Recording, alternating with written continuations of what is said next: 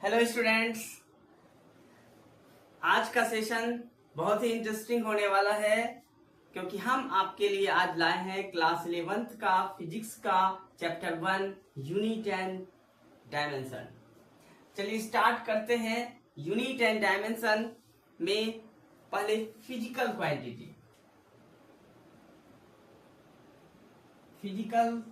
Quantities.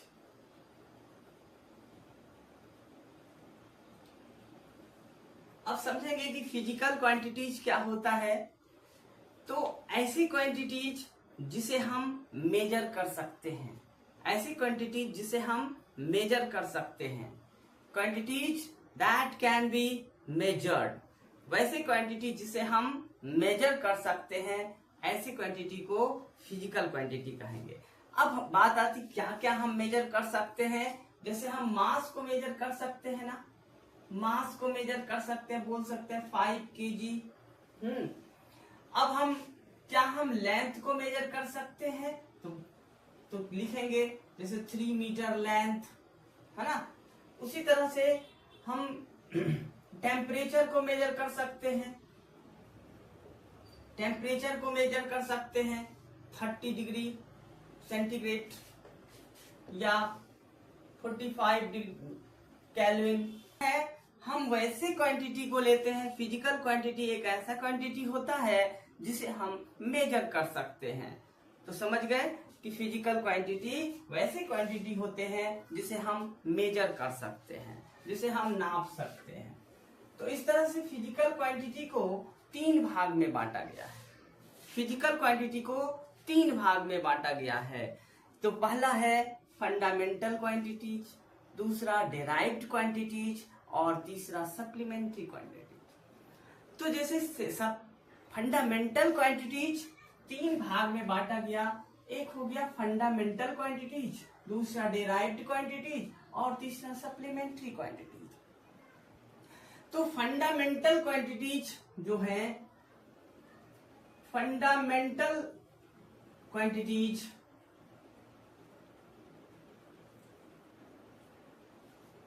को ही हम basic quantity भी कहते हैं।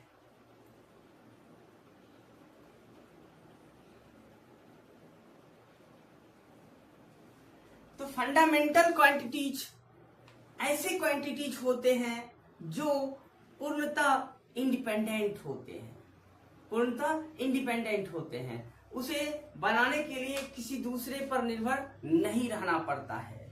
और डेराइव्ड क्वांटिटीज एक ऐसे क्वांटिटी होते हैं, डेराइव्ड क्वांटिटी वैसे क्वांटिटी होते हैं जो फंडामेंटल क्वांटिटी पर निर्भर करते हैं। डेराइव्ड क्वांटिटी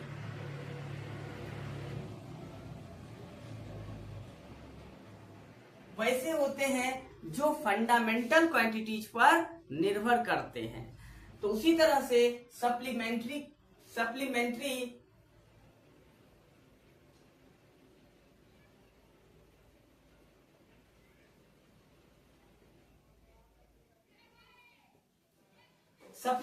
क्वांटिटीज होते हैं। जैसे सप्लीमेंट्री क्वांटिटीज 2 हैं, एक प्लेन एंगल, एक सॉलिड एंगल।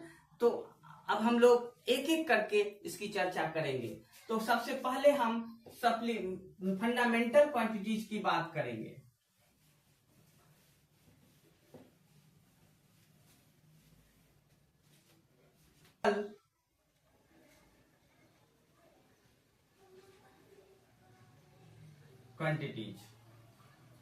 फंडामेंटल क्वांटिटीज की संख्या 7 है। There are 7 fundamental quantities.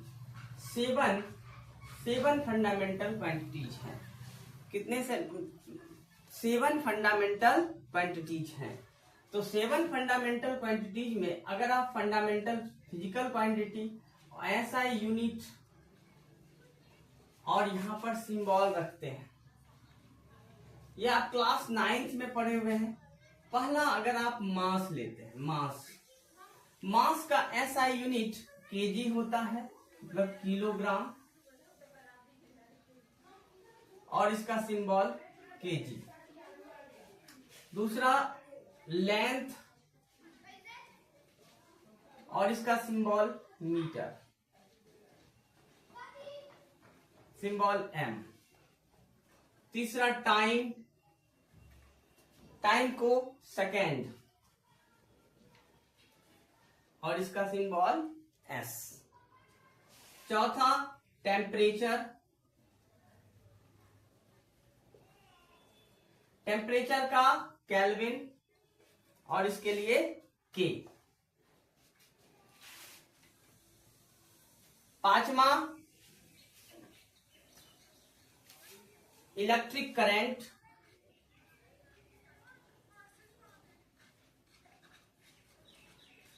Electric current का जो है एम्पियर होता है और इसका ए। छठा होगा luminous intensity,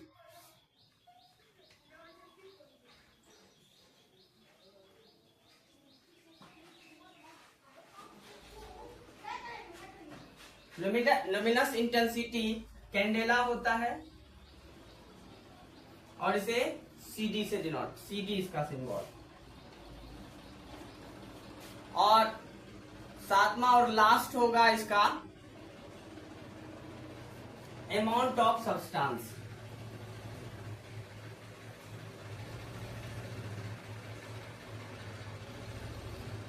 amount of substance का मोल होता है MOLO। तो इस तरह से हमने सीखा 7 फंडामेंटल क्वांटिटीज, इसे आप नोट डाउन कर लेंगे। डेराइव्ड क्वांटिटीज में आप जैसे वैसे क्वांटिटी जो फंडामेंटल क्वांटिटी पर डिपेंड करते हैं, फंडामेंटल क्वांटिटी पर निर्भर करते हैं या फंडामेंटल क्वांटिटी से मिलकर डेराइव्ड क्वांटिटी बनता है। तो जैसे आप यहां पर देखेंगे एरिया, एरिया का होता है लेंथ इंटू ब्रेथ। लेंथ के लिए आप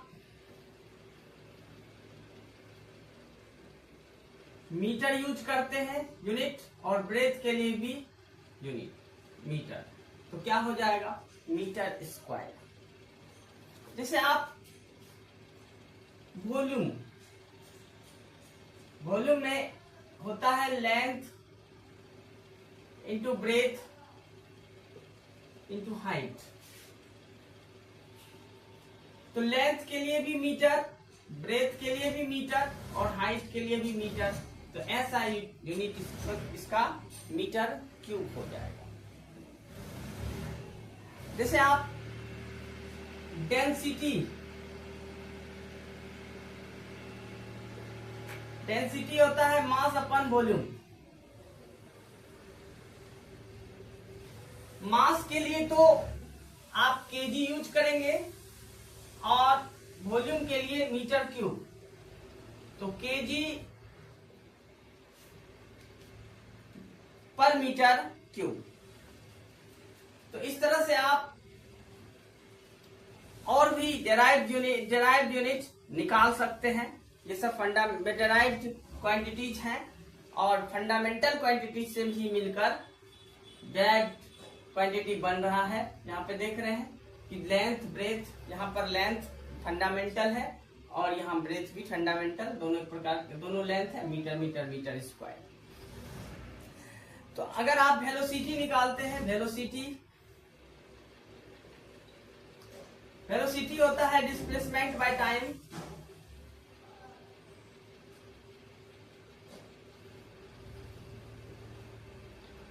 डिस्प्लेसमेंट का मीटर और टाइम का सेकेंड, तो आप मीटर पर सेकेंड। इस तरह से आप डेराइव्ड यूनिट निकाल सकते हैं डेराइव्ड क्वांटिटीज का।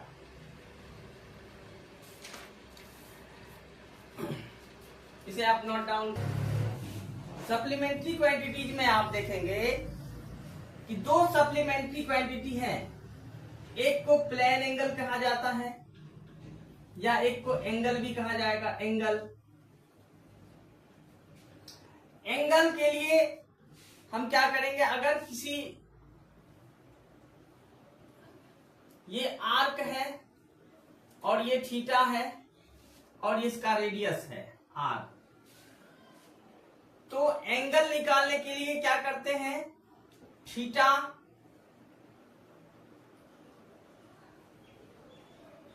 Arc by radius, angle equal to हो जाएगा आर्क बाय रेडियस।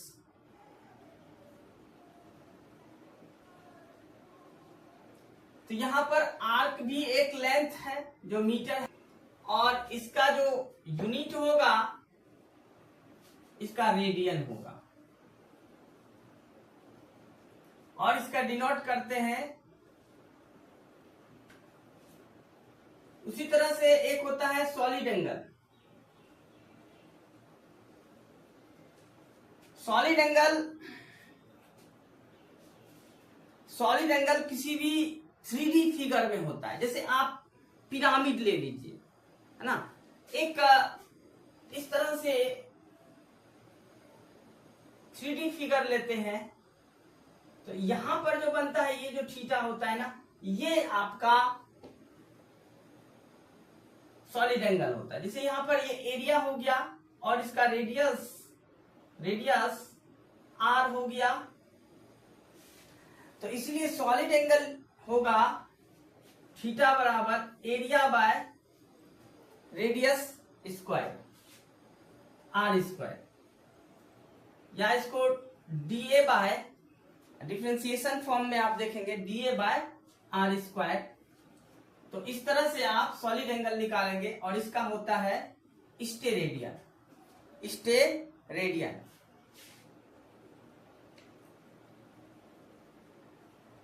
और इसके लिए एस आर इसका सिंबल यूज होता है। तो नोट डाउन करेंगे। तो डायमेंशन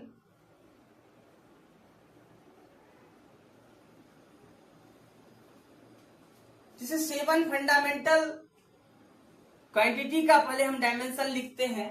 जैसे मास के लिए, अगर हम मास के लिए क्या लिखते हैं, मास का डायमेंशन m,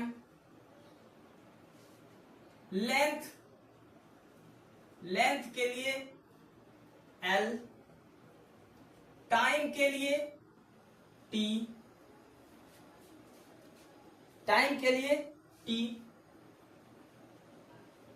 टेम्परेचर के लिए थीटा या के लिखते हैं। टेम्परेचर के लिए थीटा या के लिखते हैं।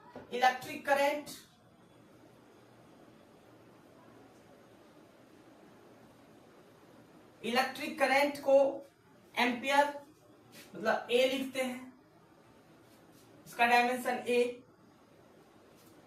लुमिनस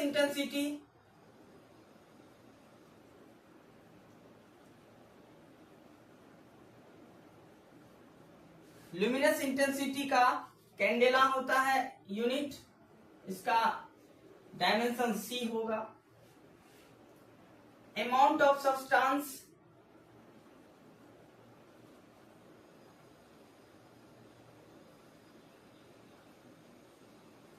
मोल होता है, इसीलिए इसका MOL, ये डायमेंशन है। प्राय हम MLT मतलब मास, लेंथ और टाइम के ही फॉर्म में डायमेंशन को लिखते हैं। तो डायमेंशन ये होता क्या है, तो आप समझेंगे।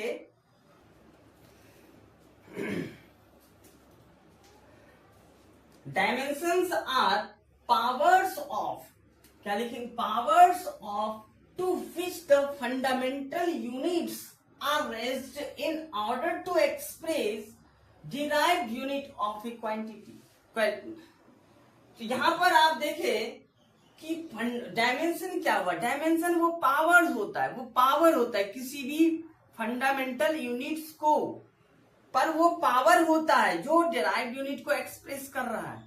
जैसे अगर हम फॉर एग्जाम्पल से आप ज्यादा समझेंगे, चलिए एग्जाम्पल हम लेते हैं। जैसे हम बनाते हैं, जैसे पहला ले लीजिए एग्जाम्पल में एरिया का लेंथ इंटू ब्रेथ।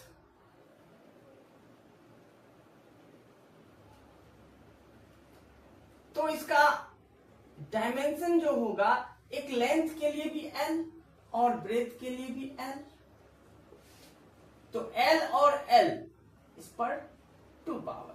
तो यहां पर आप बोलेंगे कि एरिया का डायमेंशन क्या है। एरिया का डायमेंशन में लेंथ का डायमेंशन क्या है, तो लेंथ का डायमेंशन 2 है, क्योंकि वो पावर को दिखा रहा है। पावर उस फिजिकल क्वांटिटी, उस फंडामेंटल यूनिट्स पर जो पावर है, तो यहां पर लेंथ एक फंडामेंटल क्वांटिटी है, उसके ऊपर कितना पावर है, 2 पावर है। तो एरिया में लेंथ पर पावर 2 है, तो इसका डायमेंशन क्या हो गया, 2। अब अगर हम वॉल्यूम की बात करते हैं, वॉल्यूम इस तरह से आप देखेंगे तो length into breadth into height,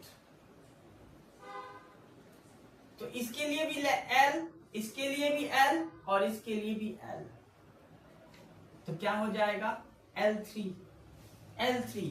तो वॉल्यूम में लेंथ का डायमेंशन क्या होगा, 3, L3 हो गया। तो इस तरह से आप लिखेंगे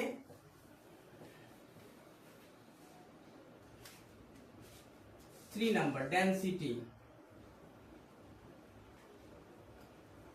डेंसिटी मास अपन वॉल्यूम होता है, मास अपन वॉल्यूम। मास के लिए m, वॉल्यूम के लिए अभी तुरंत निकाले हम लोग L3, तो क्या हो जाएगा।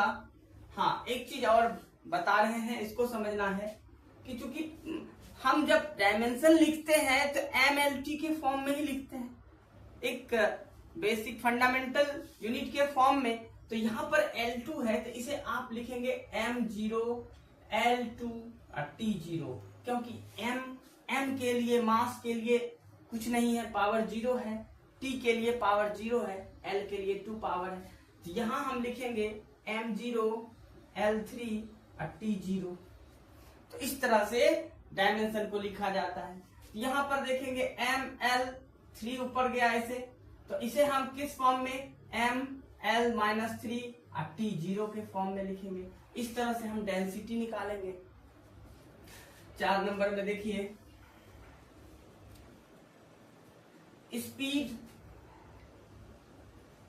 स्पीड या वेलोसिटी का जो है डायमेंशन सेम होता है। स्पीड या वेलोसिटी के लिए डिस्टेंस या डिस्प्लेसमेंट बाय टाइम होता है। स्पीड के लिए डिस्टेंस और वेलोसिटी के लिए डिस्प्लेसमेंट। तो यहां डिस्टेंस के लिए L हो जाएगा और टाइम के लिए T हो जाएगा, तो आप लिखेंगे LT-1। इसे MLT के फॉर्म में लिखेंगे, M0 है LT-1, नोट डाउन करेंगे।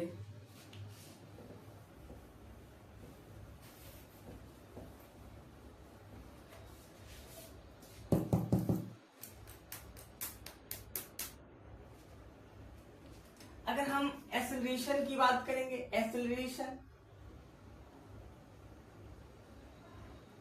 एक्सेलरेशन जो होता है, ये होता है change in velocity, rate of change in velocity. तो यहां पर change in velocity by time. तो वेलोसिटी के लिए हम अभी तुरंत निकाले LT-1 और टाइम के लिए T, तो हमारा एक्सेलरेशन के लिए क्या हो गया, LT-2। इसे हम किस फॉर्म में लिखेंगे, M0 LT-2।